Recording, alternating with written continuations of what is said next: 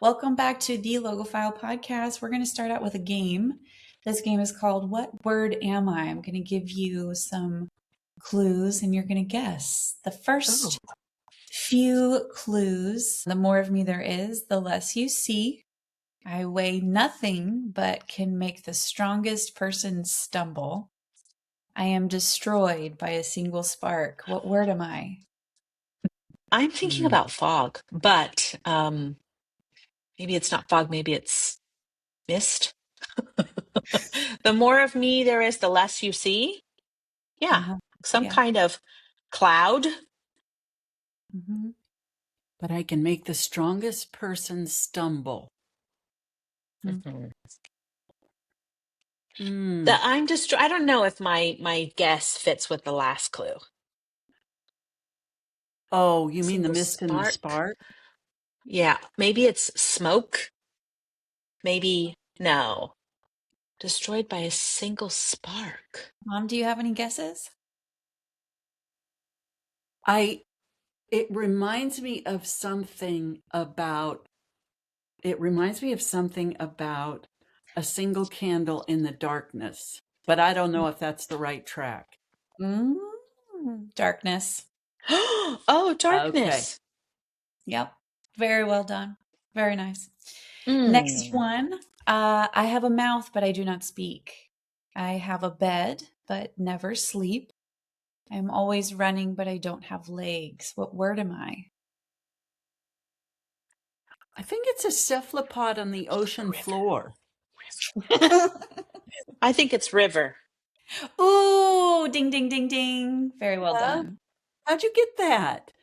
I have a mouth. Okay. Oh, it's the first clue, Mom. It's helping me a lot. I'm Yeah. terrible at riddles, and I was ready to shut down a little bit because I feel so bad at them. But Oh. the first ones have kind of, what is a mouth? A mouth of a but doesn't speak, and then I have a bed. Oh, maybe it's a river.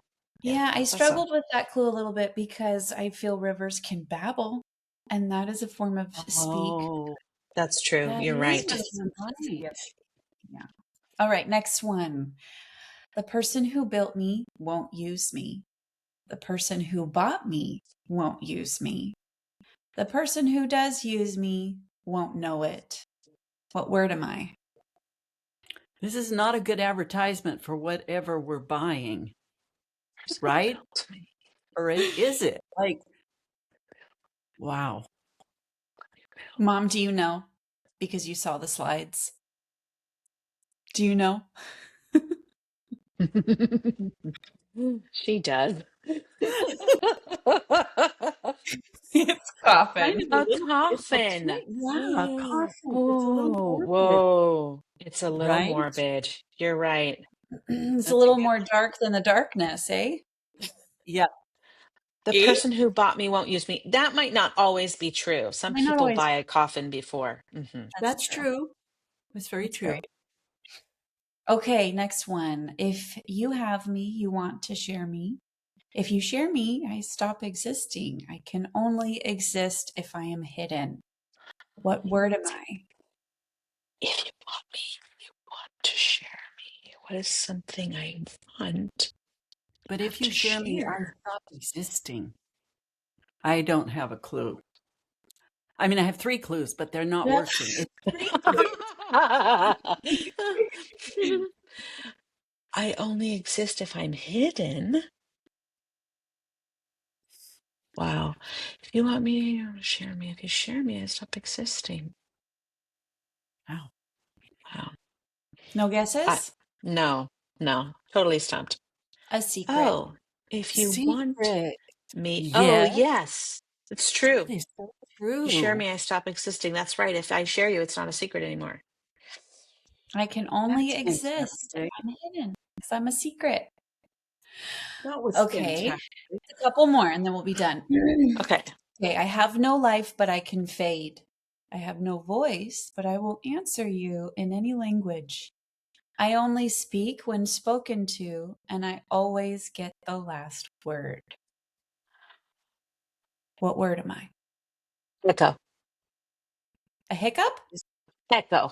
ECHO. Echo. She got it. She nailed it. You're so good Evia. at riddles. Oh, Yeah. wow. Now this is Um, really surprising me. This is bringing out a side of me I didn't know existed. and our last, what word am I? Is I am a single word with opposite meanings. I can mean to hold on tight, and I can also mean to cut something away at the same time. I am a walking, talking contradiction. What word am I? This was a new word for me, and I was really excited to share it with you guys. Any guesses? Talking contradiction. Hmm. Going once, going No, twice. nothing for me. Contronym. A contronym. This is the category of words. It's Like a synonym or an antonym, right? A contronym is a word with two contradictory or opposite meanings determined by context. It's also known as a Janus word. The Janus is the two-headed Roman god. Oh, It's also oh, known as an auto-antonym. Contronyms often develop through historical shifts in meaning, where a single word eventually acquires opposite definitions. I didn't know about contronyms, Never I heard didn't it. either. Never but heard it before. I kind of did, because here's some examples. Sanction is a contronym because it means to, Mm-hmm. and penalize, not penalize. Something different. To bolt means to secure in place and also to run away. Wow. Yes. Left Yeah. means to remain or to be departed. Trim, to decorate or to remove excess. Wow. Yeah. Weather, to withstand something or to wear it away. Rent Wow. means to lease from or to lease to. That's crazy. You're right. Fast, moving quickly, or I hold fast means fixed Yes. Fixed firmly. firmly. Oversight, that was the one from the clue. It means inspection or in failure to notice. Wow. Wow. Those are great examples. And for our last final, this was one that I didn't know about that blew my mind. Apology is a contronym. Today, we're most familiar with apology being a confession of error. However, the word derives from the Greek word apologia, meaning a defense or a speech in defense. So the archaic meaning was a formal, logical argument justifying one's actions or beliefs, like the works, the writing, an apology for the Church of England or Mm. apology for Socrates. Mm. The archaic meaning was a justification for apology. And in modern terms, we know that it's an admission, it's a confession, Yeah. it's contrition. Wow. Wow. That's I crazy. wonder how you would, I mean, aside from the titles, I wonder how you would use apology in its archaic meaning in a sentence. I mean, there's an example. The essay was an apology for his unpopular policy decisions. But I guess if you didn't understand the archaic meaning, you might interpret that as he's saying sorry because of his unpopular policy Mm. decisions. Wow. So I It's wonder how you confusing. might use it. Yeah, it is a little confusing. I don't feel like I've ever heard apology used in this archaic form before. No. How about this? Do you guys remember when we were homeschooling and we used a curriculum called Apologia? It sounds familiar. Yeah. So it was a Christian curriculum, and it was from the perspective of this is in defense of, say, creation. This is in defense of Oh. um, a God-made universe. So it was called Apologia. Mm. Okay. So there's one example of that archaic meaning Yeah. in action. Interesting. Yeah, I didn't know that. I was like, oh, I gotta share this with my logo files. That's good stuff. Yeah, it was good stuff. That's good All stuff. right. Thanks for playing my game with me. So let's get into it. Next, we're wanting to kind of continue on from our root deep dives into philos and the other Greek words for love. Today, we're going to take just a little peek at the word love, Love, and then I think we're just going to share about love in our life. The Proto-Indo-European root Leubh, Lieb, Lieb, not sure how to Lube. pronounce it. My lube. Lieb. But this root originally meant to care, desire, or love. And today I just wanted to ask and talk about with my logo files how love has been showing up and manifesting and being expressed in your life. So, how do I manifest love? This got me going on a rabbit trail, which is no small wonder because I love rabbit trails. So what I did is I just asked the question to Google, my friend, phrases with love. And there were probably about 10 that got generated. How about this? So see if this is one you've heard. Love means never having to say you're sorry. You heard that one? Mm-hmm. And I I mean, have that one, but I don't Do you agree? sit with that. I don't no, know what it means. no, I know. That's exactly what I would say. Because if you really love, you should have enough to say, I'm sorry. You care about the relationship. But so Mm. the purpose Yeah, and of if you have real love, then you know that you're going to make mistakes, and mistakes, just a simple I'm sorry, and then you're on with it. get onto it, do the apology. Don't do an archaic apology that excuses your behavior. Defense. Do a modern apology that says, I was wrong. Okay, what about this? This is also somewhat controversial. Better to have loved and lost than never to have loved at all. I've heard that a lot in grief circles.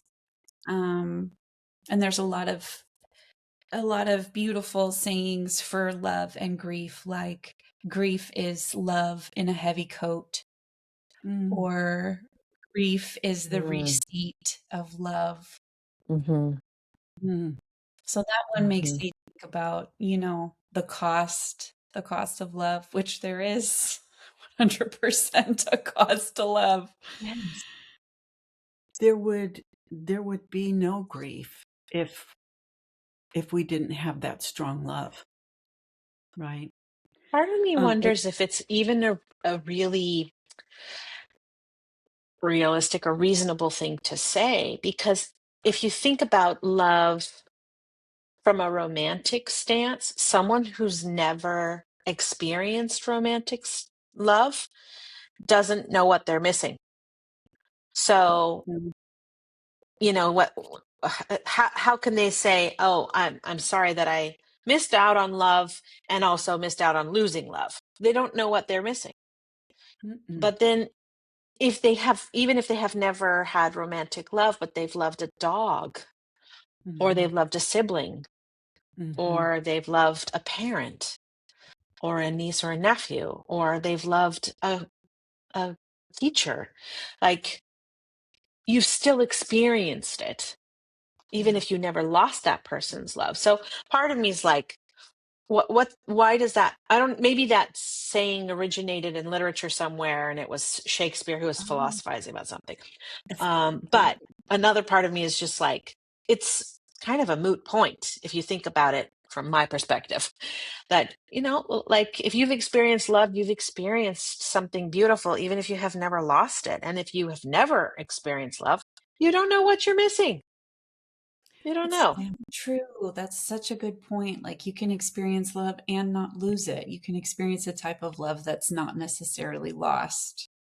And it's still it's still worthwhile, of course, you know. So Yeah, I mean, I'm worthwhile. sure that even hermits or monks love nature, or they Right. love solitude, or they love Right. learning in their context. It's I don't know. Anyway, I think it, from one perspective, it is a mute point, and from another, it's like if you're talking to someone who's so depressed and has that very pessimistic, you know, there's no point in going out and falling in love with the trees because the trees are just going to be burned down in the wildfires. You know, like I can understand someone from that point yes, of view. me too. Like, there's just no point. There's no point because it's all gonna go away anyway. But actually, no, it's still worth it. It's still worth it. Maybe that's what the saying is about. It's not about receiving, it's about giving. It's Yes. better to love someone. It's better to give of Even yourself. through, It's better even to through, open up your heart, yeah, Yes. even though it might leave your heart. broken. Yeah. Or Right. you might not get something back. Yeah. Hmm.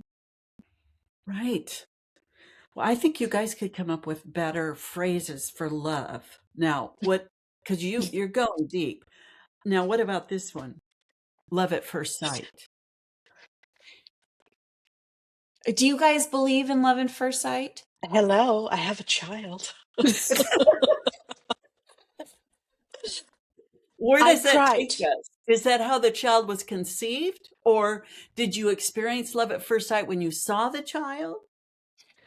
Yes. Yes. So, love What? at first sight happens with children when you see your children. Is that what you're saying?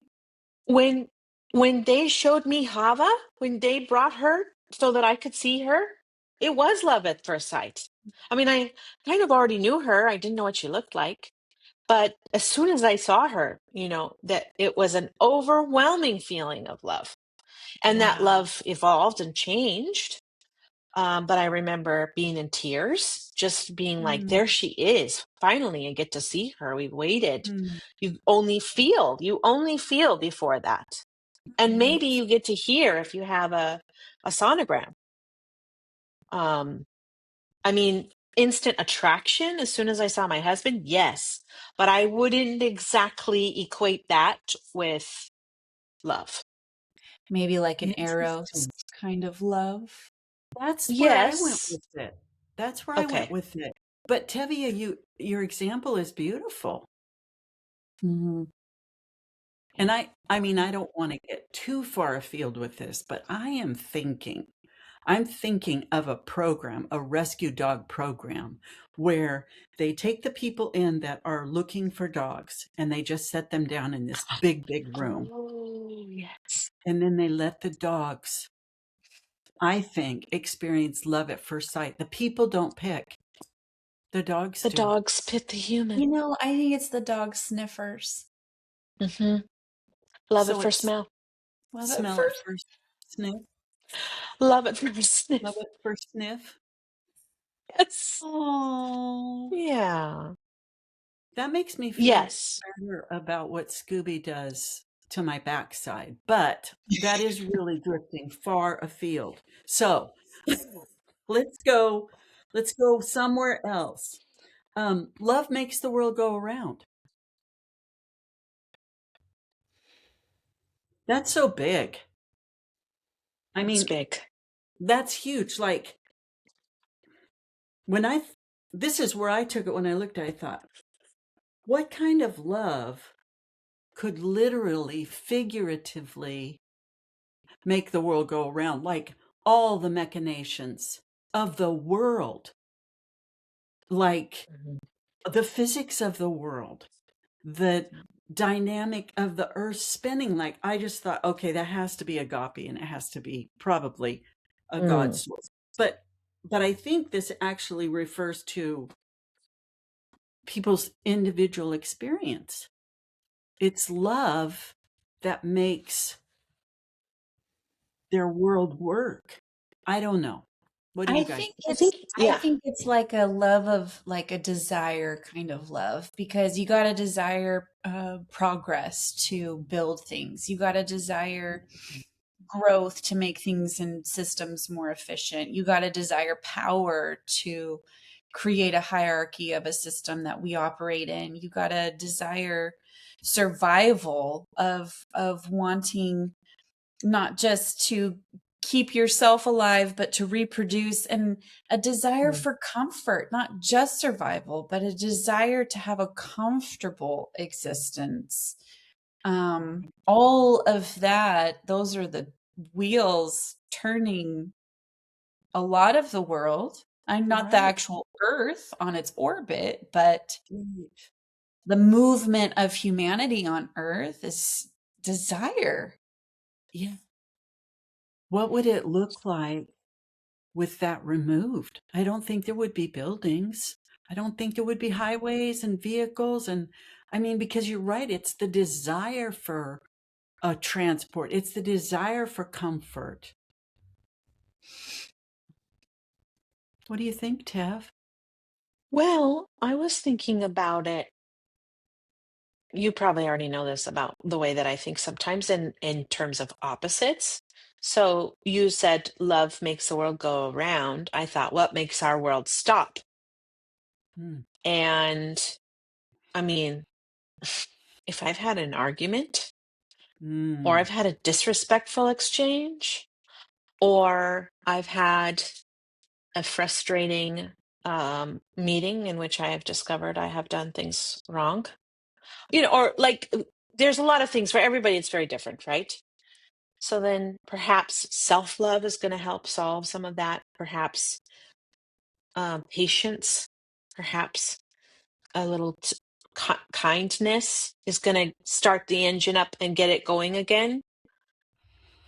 Forgiveness, repair, those are all forms of love, I guess. And so in that way, Yeah. yeah, my world is going around again. If you think about it from the individual You're perspective, as you right. said, sis, it's like, You're right. yeah. That's a beautiful example. I mean, a delicious meal made at the table, right? Gets the world going around again. Everybody's eating, their bellies are full. Somebody made something delicious or ordered it from an app. And Let's then see. we're connecting, we're vibing, Yeah. now there's love again. Going around. We're We're moving. going around. The wheels are Hmm. turning. It's Yeah. lubricated. Different perspectives. How about this one? Love is blind.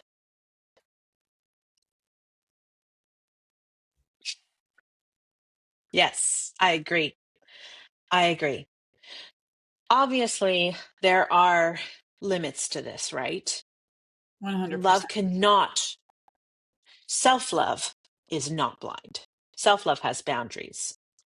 But there are circumstances. It's the same. It's in sibling relationships. It's in parental relationships. It's in work relationships. It's in marriage relationships.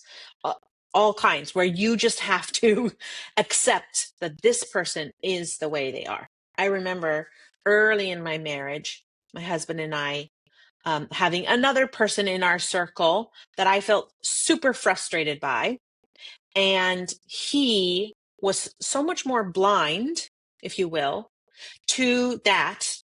And I think blind here also means accepting, in Mm. the sense that I have come to terms with the fact that this person is like this. I'm blind to that.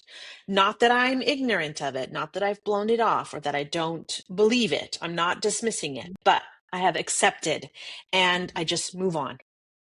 I just move on. And it's the same in a marriage too. You just realize, like, this guy stinks. This guy stinks. He needs to brush his teeth, but he doesn't like to do it unless we're going, or whatever the thing is. It doesn't have to be like stinky breath, but it can be Right. anything that you just Yeah. have to, like, I just accept that this is the way you are. I still love you. Because Yeah. not everything is going to be like sunshiny roses. It's the same with siblings. I just have to accept that this sister is going to try to break into the bathroom every time I'm in there by myself.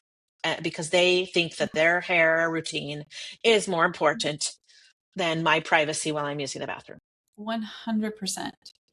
That's so interesting. I would be really curious to know what blind is, because Sissy, you touched on like avoidance and acceptance, or maybe you didn't touch on avoidance, but I thought of avoidance, and I thought of an experience that I've recently had with a new friend where um, I had to kind of set some boundaries, because this new friend that have grown so attached to um, started to share with me these adventures that she was wanting to go on that kind of were brushing up against my moral boundaries, like Mm. stepping outside of a commitment of a partnership or something like that, for the sake of finding excitement in her life. And I, I've grown a lot, because in the past I would have been like, I'm actually going to turn my entire body away from this, because I'm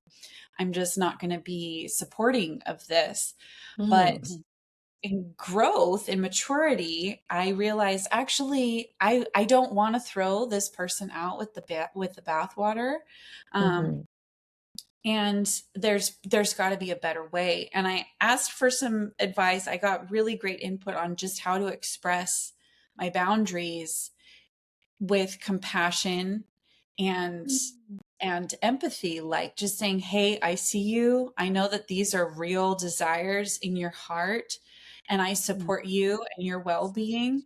But the thing is, if you decide to go down X, Y, or Z, I'm not going to go down those routes with you, and I'm not going to be able to support that or be there for you in that. But Mm. overall, I care about you.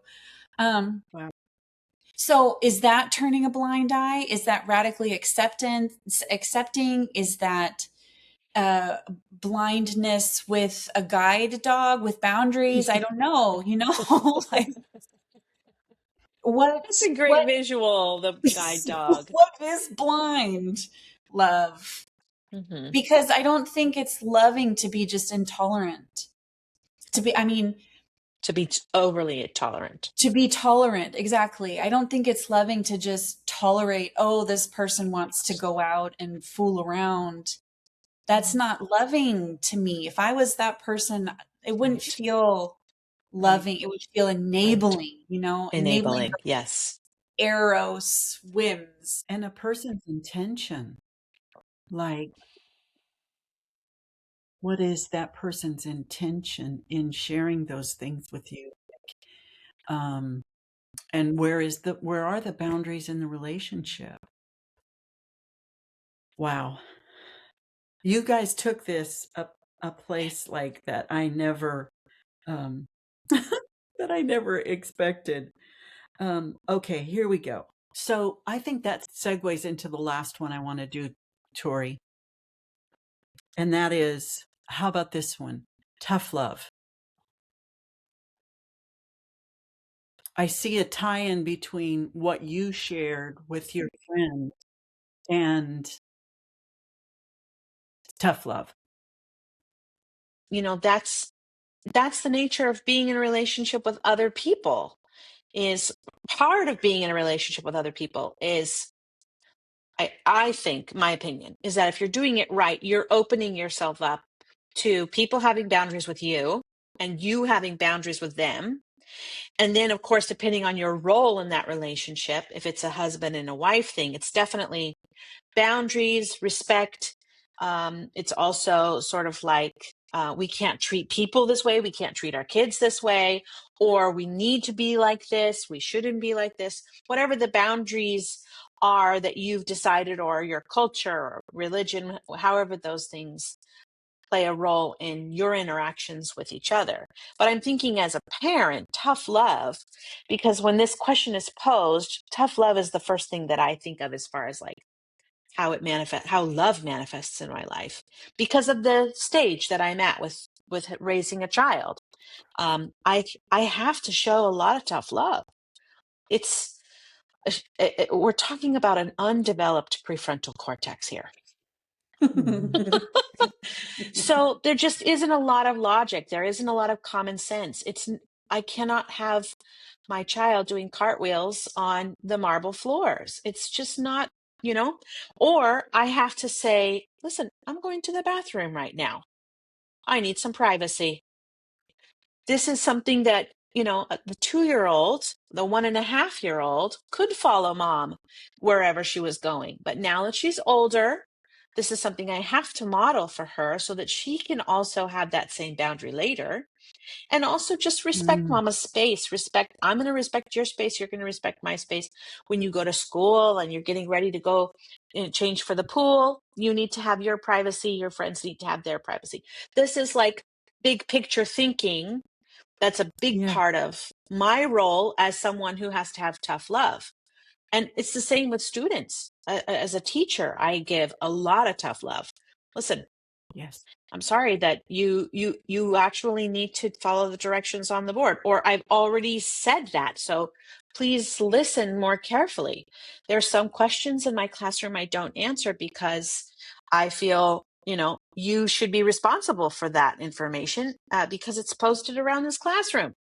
For example, what day is it? There's a calendar right there. What time is it? There's a clock right there. So those seem like silly little tiny teacher things, but you'd be surprised how often I get asked them.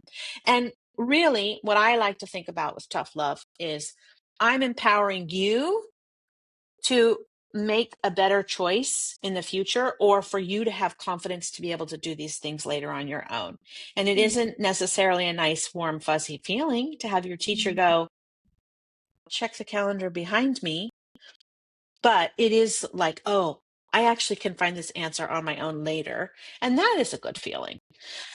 So, as far as how love manifests itself in my life, tough love is probably like the number one right now. It's not fun though, because I feel like the bad guy all the time. And teenagers roll their eyes and they huff a little bit and they stomp around, and that's not a nice feeling. Yeah, that's when you were talking about that, I was thinking about the tough love I've had to give myself. Part Mm, of the biggest, most toughest love I've given myself was sobering up, getting mm, clean as an addict, a person in recovery.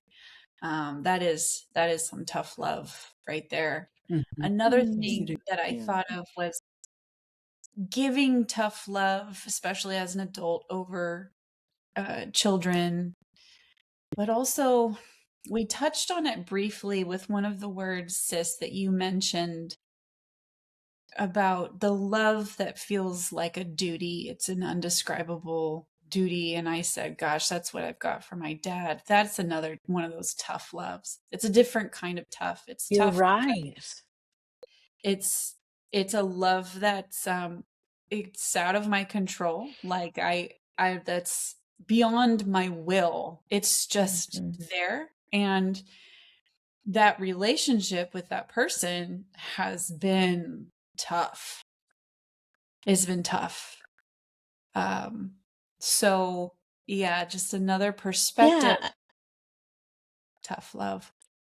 it's sibling relationships can be like that too. Definitely in marriage, this is difficult. And usually at least for me, I find love to be tough in marriage, not because I'm married to a difficult person. I'm actually married to a quite angelic person, but because of whatever is going on inside of me, I'm having some sort of angst or challenge, like I'm not taking care of myself, maybe, or my expectations are too high, or I actually need to own up and apologize and have, my true confession moment to just say, this is what's really going on. And that is tough. It is. It's asking for forgiveness.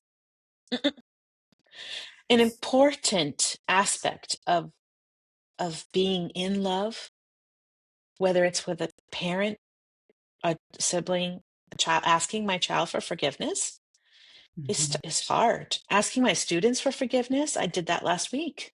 It's like that was a challenging class, and I'm really sorry. This is the role I believe I played in that, and I'm sorry. Those are Mm. tough things, but they are so, so important. Guys, you really unpacked a lot of the stuff in my notes that I didn't say. You went to what kind of love those phrases represent, or do those phrases even really resonate with you? So what I want to say now is, I just want to bring it to the point that I keep thinking about what an incredible demand we put on this one word, love. It has to cover all the types of love. It has to cover love of nature, love of inanimate objects, love of people, love of all the loves. And I just think that the English language might be vastly improved if we took on the task, like the Greeks did, of strategizing different words that actually address the type of love to what object or person or thing that we're talking about, because it's just so overloved. We love people, but that could be clarified by friend, child, parent, sibling, lover, mentor. We love our pets. We love inanimate objects, clothing, shoes. We love food.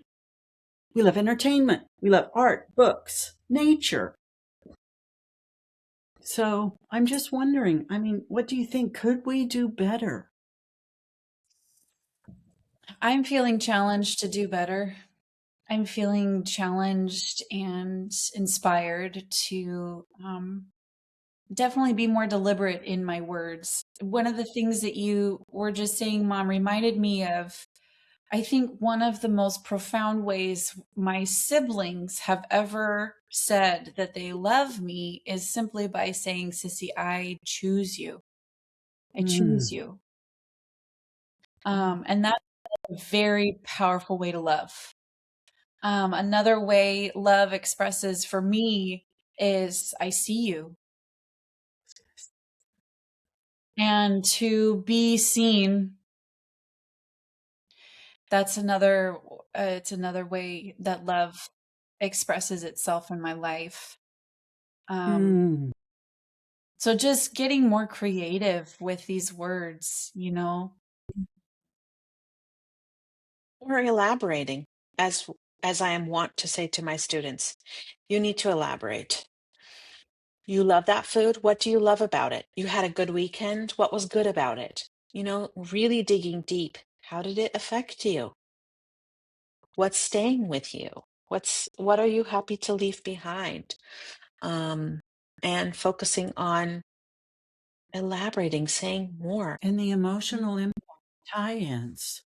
So I don't know if I've ever mentioned this before, but actually I feel like the French could teach us a lesson in this. My little Duolingo app did a dive into the French culture, country, and lo and behold, the French have something called Académie Française. Now, it's also known as the Academy. But what they do is they moderate their own language. The primary role of the Academy is to regulate the French language by determining standards of acceptable grammar and vocabulary, as well as adapting to linguistic change by adding new words and updating the meaning of old words. Now, one of I want their this job.